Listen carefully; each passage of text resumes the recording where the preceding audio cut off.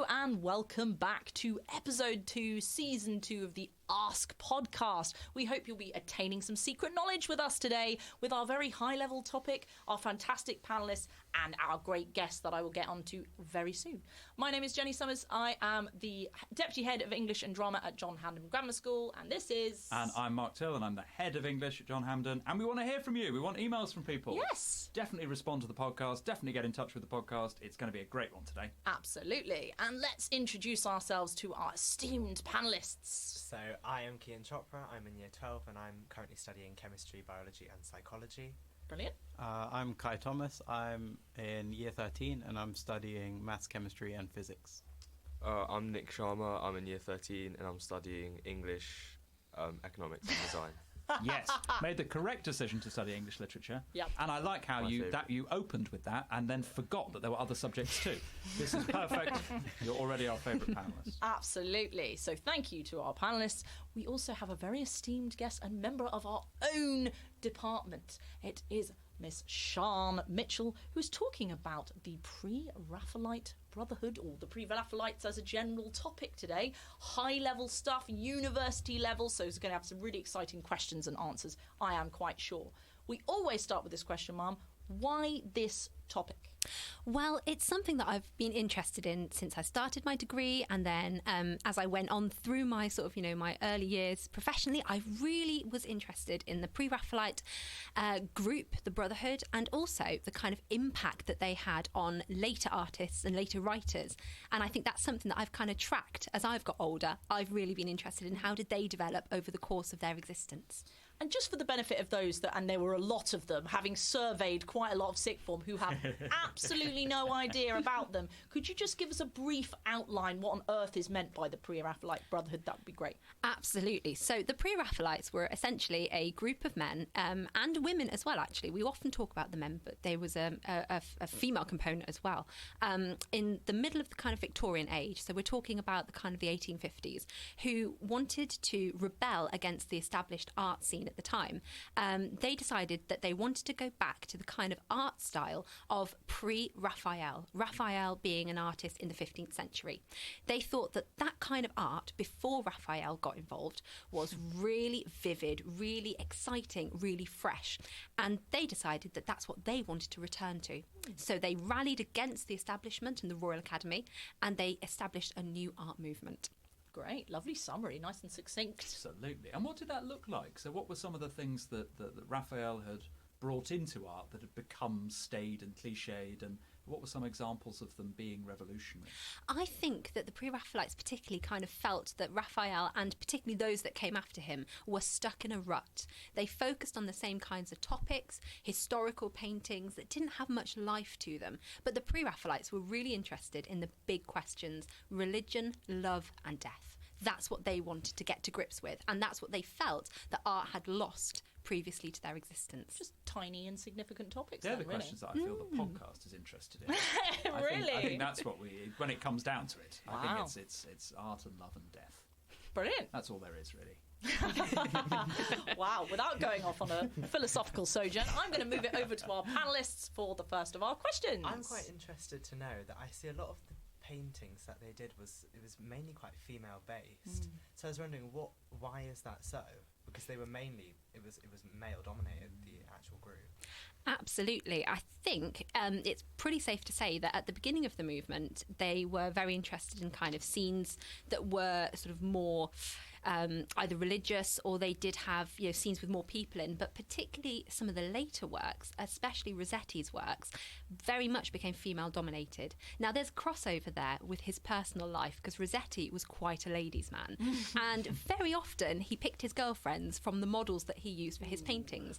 I think there's a definite link there that we could explore, but certainly they used female models for a lot of their works, and they would find women on the street, they would find women in hat shops or women who were working, and they would ask them to be their models. They looked out for particular things. Very often you notice that their models have a very similar look to them, and that's something that runs through a lot of their paintings from the 1850s and actually all the way through to the second wave of Pre-Raphaelites that came a little bit after that as well. How do you think that the Pre-Raphaelite era has affected art and art in general now? I think it has had a huge impact on art as we know it at the minute. As with all things, fashions come and go. So the Pre-Raphaelites were anti-establishment at the time. They weren't even they weren't exhibited at some points by the Royal Academy because they felt that they just were not proper artists. Then they became really popular, and you get people like William Morris, who's known for his beautiful patterns and his wallpapers and things like that. He was a second-generation Pre-Raphaelite. But then it goes out of fashion then, and around the time of the First World War, it's described as sort of arty bric-a-brac, they call it. It's really unimpressive kind of painting. So as with all things, it kind of goes in and out of fashion. But at the minute, we're really having a renaissance of kind of Pre-Raphaelite interest. There's been lots of books about the Pre-Raphaelites. There's been some incredible exhibitions looking at the kind of peripheral members of the group, some of the women who were involved as artists and writers, Christina Rossetti being one of them.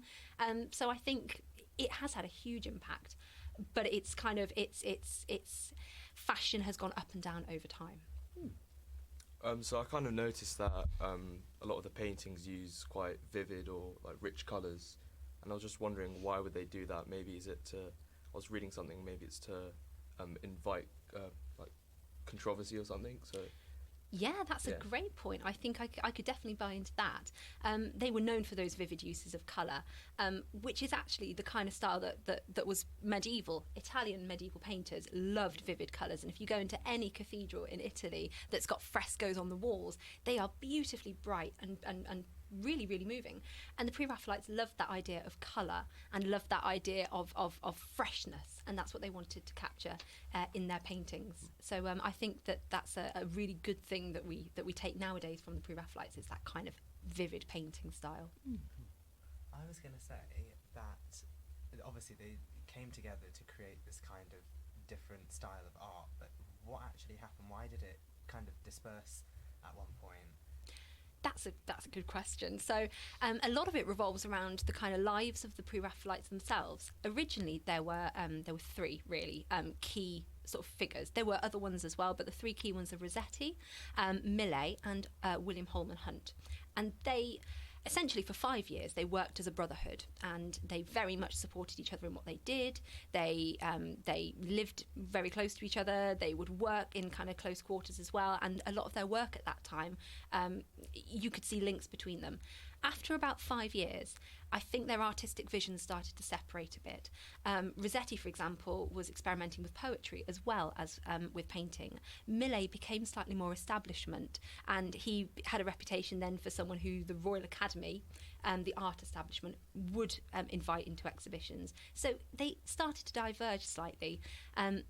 But that's the point when Rossetti then meets William Morris and Edward Burne-Jones, and we have a second wave of Pre-Raphaelites who are interested in the same themes, who also are interested in poetry, and that's where we get a lovely crossover between the art, painting, and the poetry of the time. And we get a new take on Pre-Raphaelites. It sounds like so many bands, doesn't it? That they're all grouped together and then they need to do their solo projects and find themselves and all that kind of thing. Interesting to know that's been going on for centuries. It really has, yeah. It's true. What are some of the links that interested you with literature then? You mentioned the crossover between art and poetry, and we're always keen at John Hampden to have cross-curricular links. What are some of the links that most interest you? I think what interests me the most is the fact that so many of these painters dabbled in poetry, or they were poets that dabbled in painting. There was a real sense that poetry and painting were sister arts. They were companions that went hand in hand together. Rossetti was a big proponent of that kind of idea, and in fact, he got to the point where with many of his paintings, he would have a sonnet or a poem that was based on his painting, and he would have it carved into the frame so that when you look at the painting, you can see the poem as well. And what interests me is the kinds of things that the paintings pick out and the kinds of things that the poem picks out. Sometimes they're very similar. Sometimes they shed different light on the kind of topics and ideas that the artists are trying to talk about. A thing that I was wondering about is I understand why why art would feel dull to them after a while, but why band together and make like a brotherhood, an actual group to like work on it? I guess it's partly a sense of strength in numbers, and there was a sense, I think, amongst them that they were the rebels. They were known as being rebellious at the time. I mean, their lifestyle was bohemian. They didn't agree with some of the sort of the moral conventions of the time, and they naturally just found each other. And when the initial Pre-Raphaelite group kind of dispersed, Rossetti, within a few years, had already gone to Oxford and met William Morris and Edward Burne-Jones and formed kind of a second wave. So I think there was a definite sense that as a community they were stronger than as separate artists working with the same vision but independently. Okay. Did the paintings ever reflect sort of scenes in literature, or I think maybe like biblical kind of images? Did the paintings ever reflect that sort of thing? They certainly did. The Pre-Raphaelites were really huge fans of mythology, of the kind of stories of ancient Greece and Rome, of Bible stories, and they used those stories to explore these ideas of love and death and these big questions. And so a lot of their work focuses on interpretations of scenes from stories. And that's, like, again, that link between literature and art, it's constant with the Pre-Raphaelites. William Morris, sort of later on in the 19th century, took this kind of to its ultimate extreme, where he set up a book company, the Kelmscott Press, and these books were works of art. They were stories of Chaucer, of Dante, of some really important writers, but in these beautiful, intricate works of art with illustrations by Edward Burne-Jones, and he really brought those two ideas of literature and art together in one thing. Reminds me a bit of Blake that we study in A-level English, actually. Now, on the subject of love, I think we have to talk about Lizzie Siddell, because for me, she's such a standout figure. So I wonder if you could elucidate about her a bit and why I'm, might be picking her out as a sort of key inspirational figure within the Brotherhood and what they were doing. Lizzie Siddell is a fascinating woman. She's absolutely incredible. She started life in quite a poor part of London. She became a milliner's assistant, so that meant she worked in a hat shop. And so she was working class. And one day, Rossetti walked past the shop with the other members of the Brotherhood, and he noticed this stunning girl with beautiful red hair working in there. And he said, right, I've got to have her as a model. So after a lot of persuading, she eventually became his model. But what people often don't know about Lizzie Siddell is that not only was she a model, but he taught her to paint and to draw, and she became an artist in her own right. And the end of her life is really quite sad. She got addicted to laudanum, which was something that happened to quite a few members of the kind of bohemian circle at that time. And after she died, Rossetti was distraught because he'd married her by this point. So it was his favourite model and his wife who had died. But her legacy is some absolutely wonderful painting, I think, and some great drawings that I think we often forget about. But she wasn't just a model; she was also an artist in her own right. And I think before we move on from this, we need to address the dark thing that I'm assuming this is true that happened after Lizzie Siddell's death. Do you want to tell us about that? Yes. So Rossetti was an interesting man. He was a poet, and he wrote lots of poems, especially, thinking of his wife. And after she died, he was distraught. So he said, I will never look at them again. And so he buried the manuscripts with his wife. Now, that was fine when it had just happened, but a few years later he decided those poems were rather good. So his decision was, shall I dig them back up again? And he decided to dig them back up. So he had his wife exhumed from the ground in order to get hold of his poetic manuscripts. So I don't know what lessons we can take from that, but it's a very dark note in the story of the Pre-Raphaelites. Absolutely. Slightly yikes, that bit, but we can't gloss over it. I was wondering, there were a lot of these paintings and they had specific names, like there's the Lady of the Shalott, there's the Lady Lilith. I was wondering, do these women actually have any importance at the time, or is that just what he decided to name the pictures? What encouraged him to basically name them that?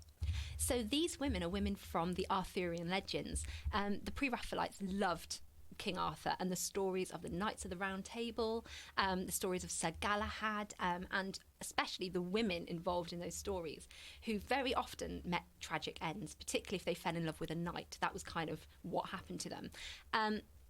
the Victorians generally were quite interested in Arthurian legends. They took the stories that had come from the days of the sort of medieval period and they reinvented them for their own society.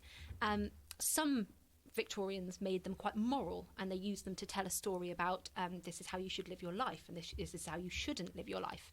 But the Pre-Raphaelites loved these stories because they were full of love and death, and because they were beautiful and tragic.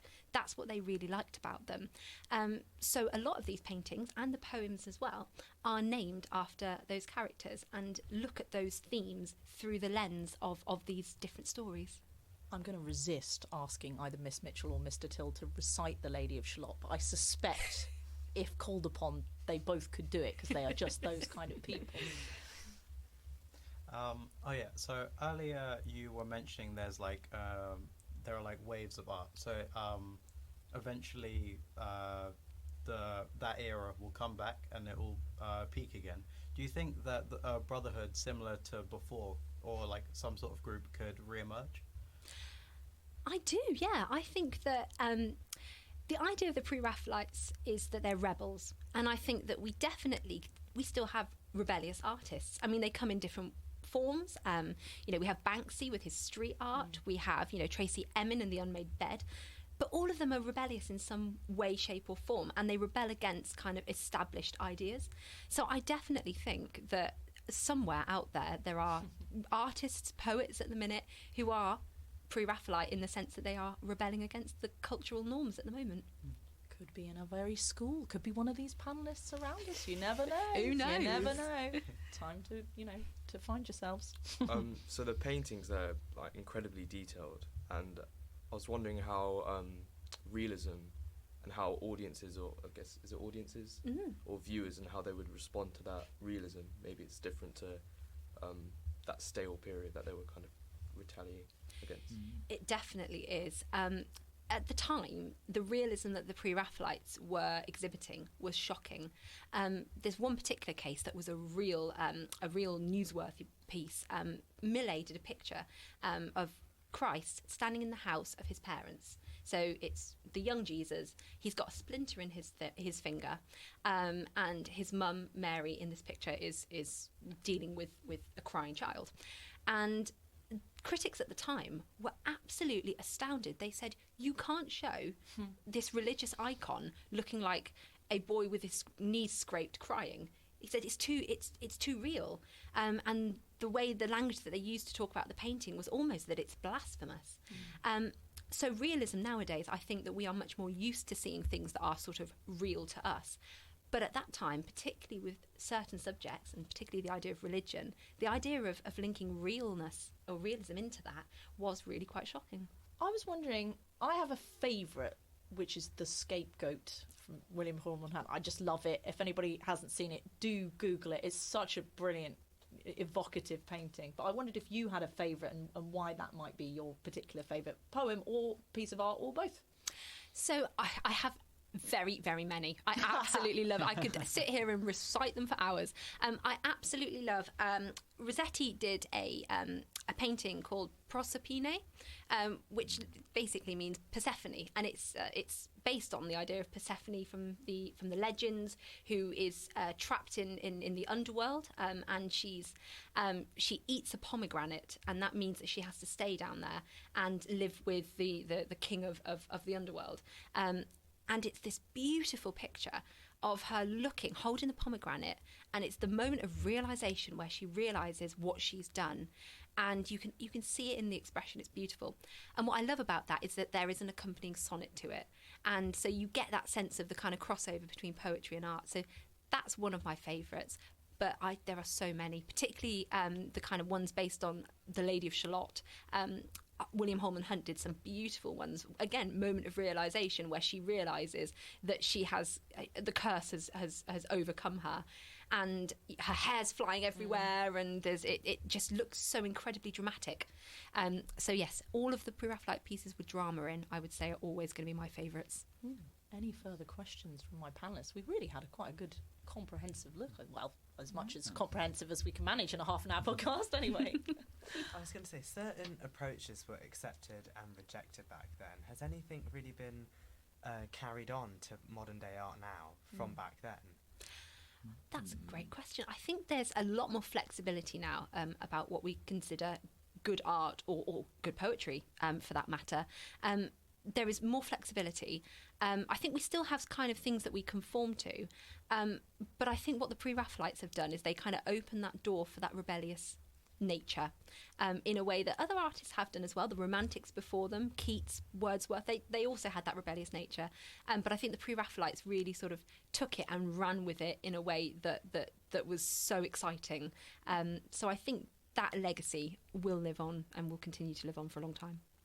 Now I think it's time for Sir's new segment that he loves so very much. It is time for the quickfire round. But I want everybody to chime in with quickfire questions. So we'll do a couple of quickfire questions, but then we'll do like a circle of quickfire questions. Okie So dokie. you've got to have one in your head so that when it's your turn, you have it. We have 1 minute of quickfire. Now, quickfire means anything that you'd like to find out about the guest of the week. So anything that you want to know about Miss Mitchell in the form of a very quickfire question. So I'll do a few, and then we'll go around, and we'll find out. Are we timing? Are we ready? Yep, time starts now. Fine. Favourite day of the week?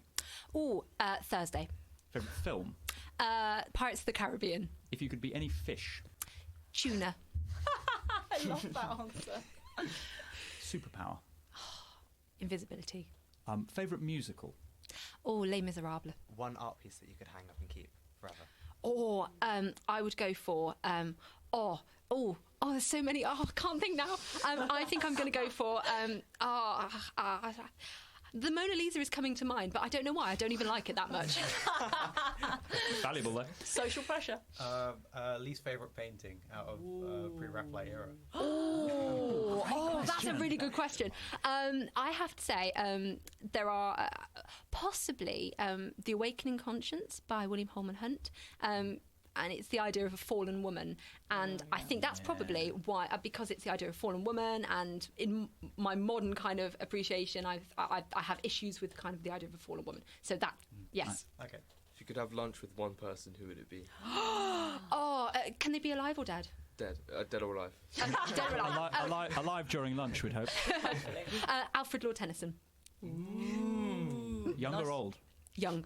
Young Tennyson. Young Tennyson. Exciting, young, vivid, great Tennyson. Yeah. If you could teach a subject that's not English, what would you teach? German.